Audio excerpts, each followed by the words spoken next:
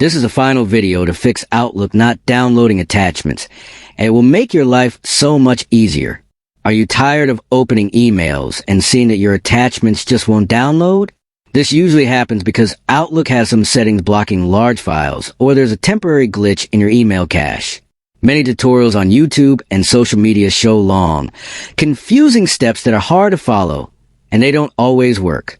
But today on Rexist, I'm going to share a secret simple trick that solves this problem in just a few clicks. You don't need any technical skills, and it works every time. If you want, I can make a full step-by-step tutorial showing exactly what to do. Just drop a comment below, and I'll guide you through it. This trick will save you hours of frustration and let you download attachments from Outlook instantly. Stay tuned with Rexist and fix this problem the easy way.